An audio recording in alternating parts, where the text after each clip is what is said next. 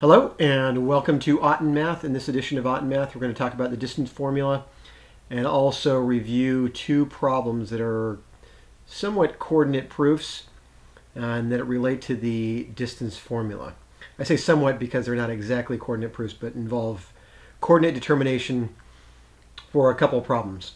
Let's go ahead and take a look at the distance formula. Right, the distance formula is just a derivative of the Pythagorean theorem. So all we're doing is we're finding the distance between B and C in this case. And essentially what we've done is we're going to create a right triangle so that BC becomes the hypotenuse of the right triangle. And we see that the length A here and the length B here correspond to the length BA, or segment BA, and the segment AC. And what happens is we can find the distance BA or A simply by taking the change in the vertical distance. So it's just really, we call this delta, delta for change, delta y, and that is equal to A. And then the change in the x coordinates is going to be delta x, or the change in x value, and that's going to be equal to the length of B. And we can see that delta y squared plus delta x squared in this case is going to be equal to BC squared, or C squared. And we can create this right triangle for any distance between 2 points in a coordinate plane. All right, so all we're doing is we're finding the change in the y value. We're squaring that value. We're adding the change in the x component. We're squaring that value. And then that's going to be equal to C squared. Now, ultimately, we want to find out what BC is, not BC squared. So as I rewrite this, I'm going to take the square root of C squared. At the same time, I need to take the square root of the change in y squared plus the change in x squared. So I don't want a plus sign there. I want an equal sign. So C is going to end up equaling the square root of the change in y squared plus the change in x squared. Well, how can we identify what the change in y squared is? All we need to do is take these 2 points, B and C, and we're trying to find the change in the y value between these two coordinates. So what you need to do is you need to identify a point 1, and we'll say that B is point 1, and C is going to be point 2. And it doesn't really matter which point you choose as 1 and 2. And it doesn't really matter which point you subtract from the other as we go through this equation. And we want to find the change in y. That's really just going to be y2, or 3, minus y1, or 8 squared. So I can rewrite this as 3 minus 8 squared. And then the change in x is going to be y2 minus y1, or 8 minus 3 squared. And we end up with C is equal to the square root of 5 squared, or 25, plus 25, or the square root of 50. Now, I have a perfect square, and 50, it's as a factor of 50, it's 25. So I need to remove that factor, which is a perfect square, from the radicand. And I end up with C being equal to 5, root 2. Because C would be equal to root 25 times root 2, which is equal to root 50. So we moved from root 50 using the product property of radicals, separating out two factors, one of which is a perfect square. And then we simplify the square root of 25 to 5, and we end up with 5 root 2. All right, so what I've done here is I've just written for you the distance formula. And the distance formula is going to be, let's say D, which is the length of C here, is equal to the square root of y2 minus y1 squared plus x2 minus x1 squared. Now, I mentioned to you before that it doesn't really matter if we choose y1 first or y2 first. Either way, you're going to end up with the same value. So let's take this particular example that I just illustrated for you as an example, and I rotate, or I switch the y2 and y1 value. So before I said y2 minus y1, Now I'm going to say that these two equations are the same. I have y1 minus y2 squared plus x1 minus x2 squared, right? And now I have the distance is equal to the square root of now 8 minus 3 squared plus 3 minus 8 squared, right? And we can see it as I illustrate this in the upper left-hand corner. 8 minus 3 squared is the same as 3 minus 8 squared. So it doesn't really matter what order you put y2 and y1 in and which point you select as y2 and y1. But for the sake of definition, we say that the distance formula is y2 minus y1 squared plus x2 minus x1 squared, taking the entire square root of those, the sum of those two squared values, and that gives you the distance formula. All right, so as you can see, again, all we're doing is we're really creating a right triangle by taking the difference between the 2 points of the vertical change, scoring that value, taking the difference in the horizontal change, scoring that value, adding those two values together and taking the square root to get the distance, which is in fact just the length of the hypotenuse.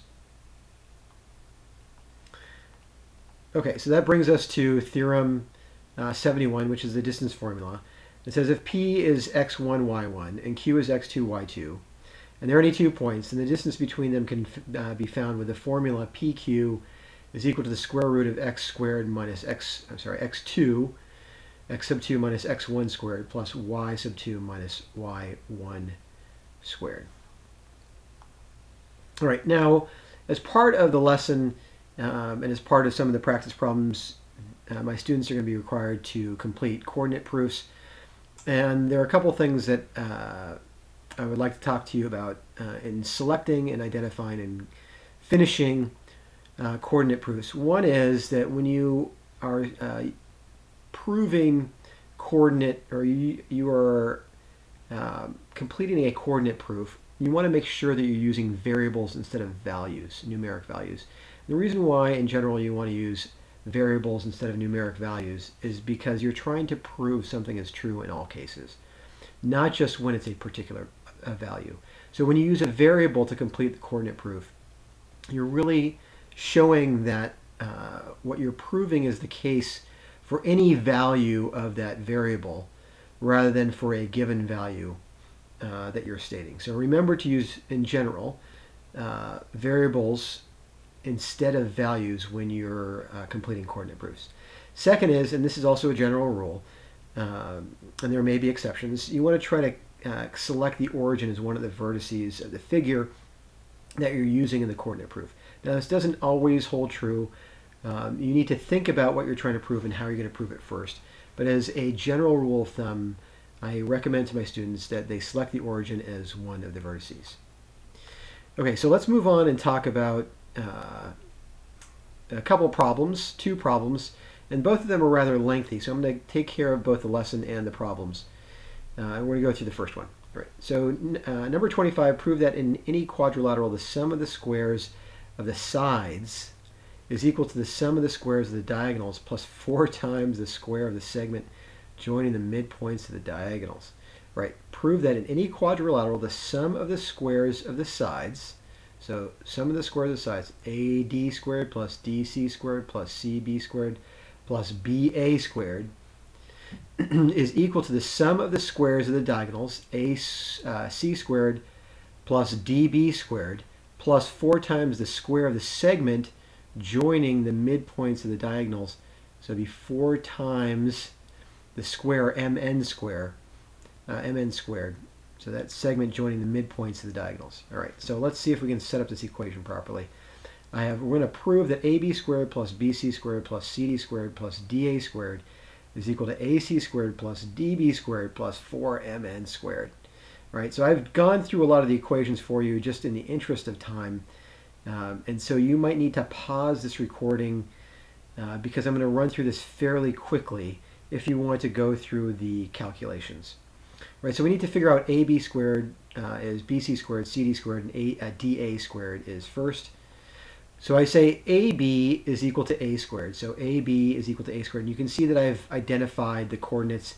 B is A0, C is DE, and this is actually given to us in the book, and D is BC. So these are just any values, right? And we're trying to prove that this is the case for these variables. Remember, you're going to identify the coordinates as variables rather than values. So AB is equal to A squared. BC is equal to A minus D squared plus E squared, which is the same as A squared minus 2AD plus D squared plus E squared. So again, I've gone through these calculations already. If you need to stop just to verify that I'm correct, please go ahead and do so. But again, I'm going to run through these quickly in the interest of time. CD squared is equal to B minus D squared plus C minus E squared, which is equal to B squared plus 2BD plus D squared plus C squared minus 2CE plus E squared. And then DA is equal to B squared plus C squared. Right, so when I combine all of those together, so I'm adding all of these squared segments together, the value of the squared segments together, I end up with 2a squared, so this is boxed in black, 2a squared plus 2b squared plus 2c squared plus 2e squared minus 2ad minus 2bd minus 2ce. And I'm going to prove, remember, that the square of the diagonals plus 4 times the square of the segment joining the midpoints of the diagonals is equal to this value which I've just identified. So now we need to go back and find out what the sum of those squared values of the diagonals and the midpoints connecting the diagonals is. Okay, so again, I've gone through the calculations for you. AC squared is equal to D squared plus E squared. So AC squared is equal to D squared plus E squared. DB squared is equal to B minus A squared plus C squared, which is equal to B squared minus 2AB plus A squared plus C squared. And MN squared, which is a segment connecting the midpoints of the diagonals, is equal to C squared minus 2CE plus E squared over 4. Now remember, we wanted to take 4 times MN squared, right? So ultimately, this value 4MN squared is going to be C squared minus 2CE plus E squared. So let's see what we come up with. So 4MN squared is equal to A plus B over 2 minus D over 2 squared plus C over 2 minus E over 2 squared. And it ends up with this lengthy value, 2 fractions. And it ultimately, 4MN squared is equal to A squared plus B squared plus C squared plus D squared plus E squared plus 2AB minus 2AD plus, minus 2BD minus 2CE. And now I'm going to add A squared plus DB squared, which I've already calculated. And I add these two together. So I've aligned the values together. A squared plus A squared is 2A squared. B squared plus B squared, 2B squared. C squared plus C squared is 2C squared. D squared plus D squared is 2D squared. E squared plus E squared is 2E squared. Plus 2AB minus 2AB gives us nothing, or 0. Minus 2AD plus 0 gives us minus 2AD. Minus 2BD plus 0 gives us minus 2BD. And I have just remaining minus 2CE plus 0 gives us minus 2CE. So recall this value, and remember that we've already shown that the sum of the squares of the lengths of the sides of the quadrilateral are going to be equal to the same. So you can freeze this, write this down, and then go on to take a look at this, which is the same value. So we've just proven using coordinates that are variables that the sum of the squares of the sides of a quadrilateral are equal to the square of the diagonals, sum of the square of the diagonals, plus 4 times the square of the segments joining the midpoints of the diagonals. Right? Again, lengthy problem, but again, you can pause this and review the values as I've laid them out at any time. All right, so let's go on to the next problem. 26, an isosceles trapezoid ABCD. Find A, the coordinates of CD, B, the length of the lower base, C, the length of the segment joining the midpoints of AD and BC, and D, the lengths of the segments joining the midpoints, the diagonals of the trapezoid. So another wordy question, and let's take each of these one at a time. All right, so we're going to find out the coordinates of C and D, and this is pretty straightforward because I know that the distance from the y-axis to C, well, first of all, I know this is isosceles trapezoid, and AB runs along the x-axis, so I know DC is parallel to AB. So there's no change in the y value or the y coordinates between these two lines DC and, or segments DC and AB. And I know that the halfway point is going to be the intersection of the y-axis because the halfway point here is the intersection of the y-axis. I have, again, the isosceles trapezoid. So I know that this length here is, and we can call this EC is going to be 2p, and ED is 2p as well. But in this case, ED, I'm moving negative 2p, and in this case, in the coordinate plane, I'm moving a positive 2p. So my result is going to be, for C, it's going to be the x component first, which is 2p, and then I'm also given that the altitude is 2h, so I know the vertical chain is going to be 2h. All right, for the coordinate D, I have negative 2p and then positive 2h. So my coordinates for D, negative 2p, 2h, and for C, 2p, 2h. Right, question 2 is also, or B is also very straightforward. The length of the lower base. I know that the distance from A to, let's say this is point F, is just 2a, or the absolute value of the this value, the x-coordinate, negative 2a. And similarly, I know just by the coordinate 2a, 0, that my length FB is also 2a. So the length of the lower base is going to be 4a. Okay, moving on to the third question. Find the length of the segment joining the midpoints of AD and BC. So we want to find out what the midpoints of AD and BC are first. And so we find simply that the distance is going to be, first we want to find out the midpoints of AD. And midpoint of AD is going to be 2p. So I have the midpoint of AD. I just take the coordinates for the x-coordinates plus the x-coordinate for the point 1 plus x-coordinate for point 2. So x-coordinate for A plus the x-coordinate for D divided by 2, and the x-coordinate for A plus the x-coordinate for D divided by 2. And I end up with minus P minus A as the x-coordinate and H as the y-coordinate. For BC, I go through the same thing. I take the x-coordinate for C plus the x-coordinate for B, divide by 2, x-coordinate, or the y-coordinate for C, y-coordinate for B, divide by 2, and I end up with P plus A, H as my midpoint of BC. Then simply just to take the, or to find the distance, I'm going to subtract P plus A minus P minus A, which is the coordinate of the midpoint, and end up with P minus minus P, or plus 2P, A minus minus A, plus 2a. So the length joining the segments of the midpoints is going to be 2p plus 2a.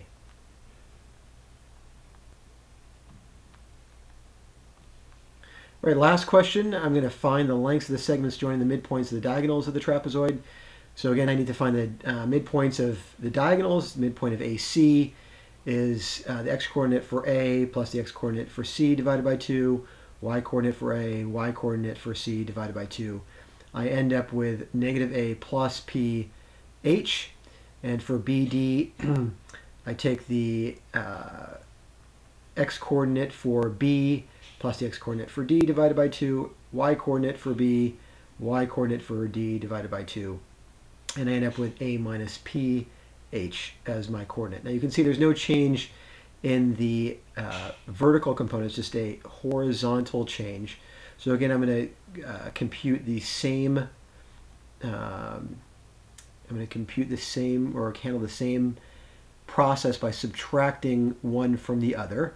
And so I subtract A minus P, or the midpoint of BD, from the midpoint of AC. And I get A minus P minus A plus P, which gives me a minus a, which is 2a, minus p minus 2p. So the distance between the two is 2a minus 2p.